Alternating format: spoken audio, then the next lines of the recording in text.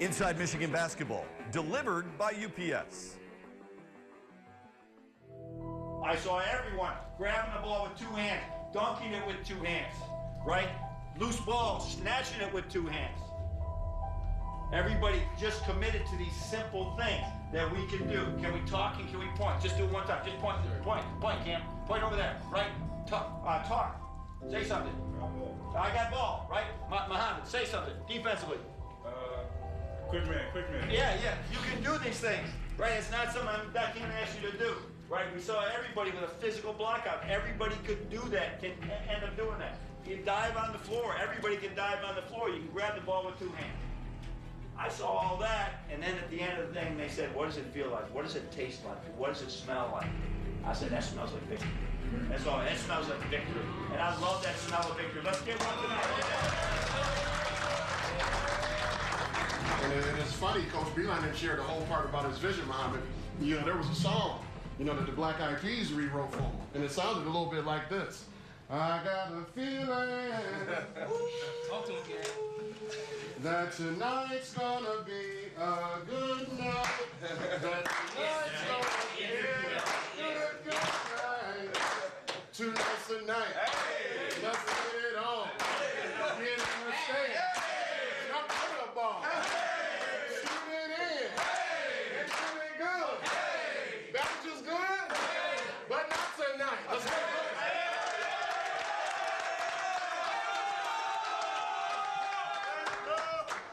It almost happened. Look, every team faces adversity at some point during a college basketball campaign.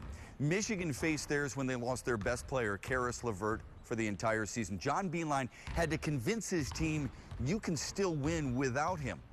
They believed it and did it against Rutgers, and because of that victory, felt like they could carry that momentum in against a Wisconsin club that was ranked 6th in the country when they came to Chrysler Center on Saturday. They had so many number ones next to their statistical categories, it made your eyes pop. Number 1 in offensive efficiency, number 1 in defense. Also, they don't foul and they don't turn the ball over. The Wolverines gave them everything they could handle, and then some, as they pushed them to overtime. Wisconsin had won 13 of the last 15 meetings, and even though they struggled early, hitting just 3 of their first 7 shots, they collected a couple of offensive rebounds and converted to take a 7-2 lead at the first time out. But the Wolverines would hit 4 of their next 6 shots. Threes by Aubrey Dawkins and Derek Walton, and an inside presence from Max Bielfeldt got U of M within a bucket. It was 16-13 Badgers. Bielfeldt would hit another leaner off the glass, and then Zach Irvin knocked down his first field goal, a step-back baseline jumper to give Michigan its first lead. Irvin against Dukin, drives baseline, step-back jumper on the way, good. Wisconsin then got their preseason All-American Frank Kaminsky going inside, while the Wolverines countered with their big man, Mark Donnell, crashing the window for a key follow-up, and it was tied at 21. But the Badgers finished the half on a 9-2 run behind and ones from Nigel Hayes and Sam Decker, and then a huge 3 before the buzzer from Hayes to put the visitors up 7 at the break. Wisconsin upped their lead in the second half behind their 2 preseason All-Americans, Kaminsky and Decker. They went to work inside and delivered. 13th straight game, Kaminsky reached double figures. The lead was upped to 11. The Wolverines responded, though, with an 11-0 run to tie it. A 3 from Irvin, a floater from freshman Muhammad Ali Abdur-Rahman, and a rough inside bucket from Mark Donnell. But the number 16 punched right back. They got a tough 2 from Sam Decker and a wide-open 3 from Josh Gosser to go up 5 with just under 8 minutes to go. Zach Irvin then went to work to keep Michigan close, scoring 5 straight. Underhand lead for Irvin, forced to take the 3. Bring it up! Irvin, crossover dribble, turns the corner, right side, took it right at Kaminsky, off the window and down. 5 straight for Zach Irvin. Michigan back to within 2. But while the Badgers went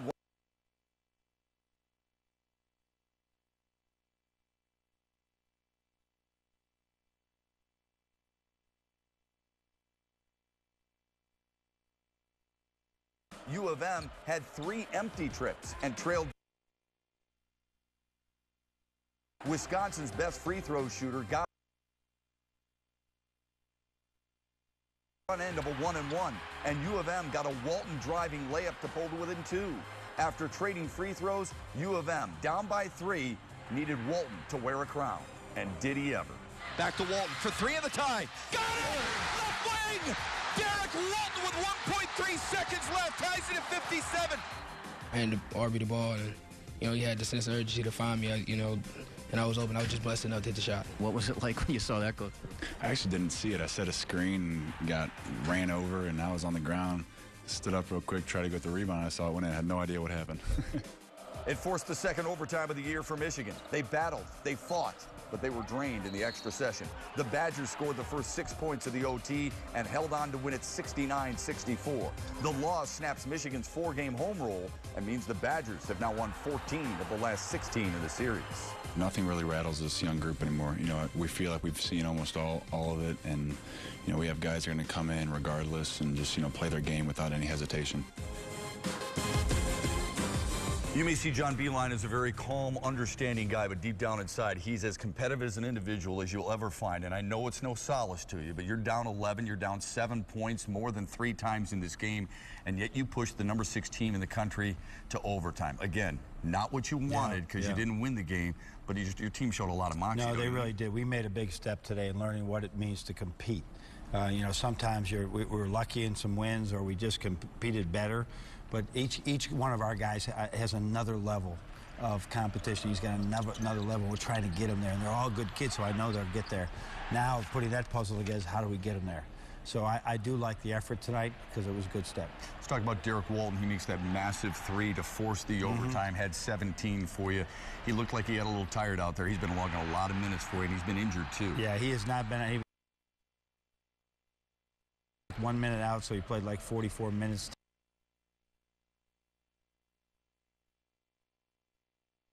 He's spent a lot of time in the training room, but he's really stepping up right now, and he's learning how to play the game. From a point guard, even better every day. The college game is very physical. Game, it's changing, and he's the quarterback, and he's got to make all these reads. Every day is another step in the right direction. Terry Mills and I talked during the broadcast that a number of these young guys are learning things, whether it be Aubrey Dawkins, Muhammad Ali Abdur-Rahman, who made a big 3 and a tough floater. Mark Donnell continues to learn, but he's becoming a little bit tougher. These are learning steps. This is what happens with a really young club against a team that has so many games under its belt. Yeah, it is really, it was a little bit of a mismatch in experience today, but once that ball went up, our kids stood toe-to-toe with Wisconsin. So now we're gaining more experience every day, so we're getting better every day. So I'm going to try, as we watch this film, we'll find a lot of positives in this. And then some of those positives were things that they might have been critiqued strongly about 2 weeks ago, because now we see that growth. And there's other things in that game I know that will grow from once they see it. Once again, you recruit high-character kids, they stay together, you can only grow. Coffee with the Coach, brought to you by Tim Hortons Cafe and Bake Shop. From Scotty in West Bloomfield, wants to know how you and your staff change your routine, change your coaching ability, if at all, when you lose your best player like Karis LeVert. Yeah, we've had to sort of, you don't have a lot of time. We had one real practice before we had to change for the Rutgers games. We had a couple of practices going into this one. So it was not easy for us to do. And we're trying now, it's sort of a work in progress. What can Aubrey Dawkins really do, right? What side of the floor is it best for Zach to play on, right? What can Mohammed really do? Because now we have to do it. So now it sort of forces you to push the envelope a little bit with young guys and dial them up in place. Coach, thanks as always. Thank you. Inside Michigan Basketball, delivered by UPS. Let UPS put the power of logistics to work for you. Repeat after me. I need you. I need you. You need me. You need me. And we need each other. We need each other. Because sometimes in life, you got to decide if you're going to get up or if you're going to lay down. So when I ask you the question, if you're going to get up or you're going to lay down, I'm very interested to see what the answer is today. Are you going to get up or lay down? Get up. Let's go. Well, get up. Let's go. Let's go. The message from assistant coach Bakari Alexander was clear and concise. We must stay together. I had no idea where he was going, but he's full of surprises. So it was a great message. We all have to stand up and step up and do our part to win. At the time of his injury, Karis LeVert was leading the Wolverines in scoring, assists, rebounds, steals, and minutes. It's hard to argue that any player in the Big Ten is more valuable to his team than the junior from Ohio. Karis, one of the best players in the country, definitely one of the best in the Big Ten. That's not easy to make up for, but just guys got to give their best effort day in and day out, and we just got to move on. Karis did a lot of good things for us, so obviously that's one of our key players and a big loss for us. But I think the biggest thing for us is just to play confident and play within ourselves. Picking up the pace for LeVert will be a little bit of everybody else. Guys with limited experience will be called upon to fill the void. As the saying goes, next man up. I think this means a lot of guys are going to get extra chances. Guys are going to have to step up. We have a lot of freshmen that can't play like freshmen. They have to, fill the shoes of a big player who was a veteran and who, didn't make many mistakes. We just got to become even closer as a team right now, just as a unit. There's a lot of trust going on in this locker room. Let's being out with Karis, it definitely hurts. We just got to stay on the same path we had. When news of the injury spread, the consensus around college basketball seemed to be all is lost. But don't dare say those words in this locker room.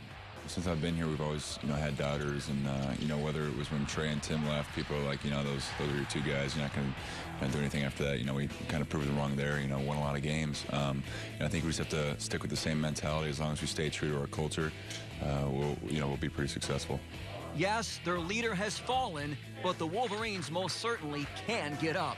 For Inside Michigan Basketball, I'm Ed Kingerski. A tough, gutsy roadkill on the East Coast means Michigan is still undefeated all-time against Rutgers. We'll have the recap after this.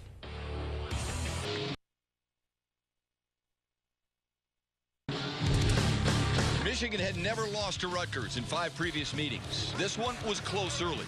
The Wolverines got Zach Irvin going early with a 3. Max Bielfeldt came off the bench for a confident jumper off the glass. And then freshman Cam Chapman got aggressive on the glass, and we had 2 early ties. But then Michigan got a little sloppy, and Rutgers cashed in to take a 3-point lead.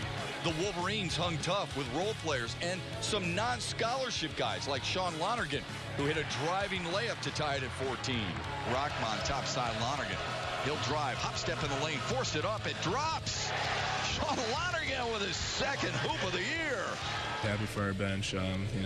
Guys like Andrew Dockich and Sean Lonergan, they bust their tail every day, and, it shows tonight when they go on the floor and, finally get some minutes. I'm really happy for them, and, the bench just really stepped up today. It would sway back and forth. Rutgers' leading scorer Miles Mack was the big threat for the home club, scoring 8, including a lay-in off a steal. Michigan used every player who made the trip and got a big play from both Bielfeldt and Mark Donnell, who matched his career high early on in rebounds with 4 and also nailed a big 3. Hook pass for Donnell, open for 3. Get in there. Got it. Mark Donnell knocks it home from the top of the key from downtown. Despite 28.5% shooting, Michigan led by 2 at the break, 24-22. After a Rutgers 3 to start the second, Michigan responded with a triple and fadeaway jumper from Zach Irvin and a soaring lay-in from Aubrey Dawkins to take their largest lead. They led by 7. The Scarlet Knights would respond, though, with a 10-2 run that included a tough fadeaway jumper from Bishop Daniels as the shot clock expired and the home team took a narrow 1-point lead. They would extend the lead after Michigan went nearly 5 minutes without a hoop. Trailing by 6, though, Aubrey Dawkins dialed long distance for the second time of the night. Walton in the corner, Dawkins wide open for 3. Ring it up. It was 40-37 Rutgers. Michigan would then knot it up behind a Derek Walton triple and then surge in front, thanks to another from the sophomore. Fakes the handoff to Dawkins, then gives it to Walton. Turns, fires for 3. Ring it up. Left side, Derek Walton gives Michigan a 45-42 lead. A big play was needed. I felt like I was the guy that, capable enough to do it. So, opportunity presented itself, and I took it and made some shots. It was 45-42 with about 3.5 minutes left. Michigan would never surrender, and Bielfeldt made sure of it with a huge 3 at the top of the arc. Bielfeldt does shoot it and drains it from the top of the key. Bielfeldt with 8, as many points as rebounds, and Michigan now leads by a half dozen. We were in the timeout. Coach asked me if, I was ready to hit a 3 for us. I said, yeah, drew it up for me and just knocked it down. the Wolverines would put 3 in double figures. Bielfeldt and Donnell each had career highs in rebounds. The Wolverines win at 54-50 to up their Big Ten record to 5-2. You know, I'm just so happy. It's got a great group of guys who, just played so well together, and, our family on and off the court. I think it shows. Like I said, this team is one big family, so we just excited making our own player just to get, another guy next to us. The big thing when you have a team with this roster, you got to continue to pump them up while you give them doses of reality. It can't be false confidence. It's got to be heavy doses of reality while you keep saying, but you can do this, but you can do this. And that's what we were saying to Derek Walton before he hit those threes. Shoot it. Because all of a sudden he's doubting himself. And where's Karras now to make this big shot, right? Well, Karras is back in Ann Arbor. Make the shot is what I want the mindset to be. Another big shot, Max Bielfeldt. And I know you're happy for him because 4 years he's done it in practice. A lot of times it has not always necessarily transformed into games, but it sure did tonight. Sometimes you just need that type of play just to take the tension off. I've done it before. Now I've done it a couple of times. Now I'm going to end up doing it in some games. So we set a great screen for him. He's wide open. I said, Max, if you're wide open, just shoot it. And if you're not, here's what we're going to run out of it. But he ended up shooting it in. And no hesitation. How about your young guys? Aubrey Dawkins in the first half. And then a guy like Mark Donnell who, hit a big three, but he was more of an impact player on the glass with a career high in rebound. Yeah, we had 15 rebounds today against a team that is probably one of the more athletic ones. So we were very physical. We gutted out some rebounds that maybe they weren't clean, but we found a way to get them, and he got a huge one down the stretch.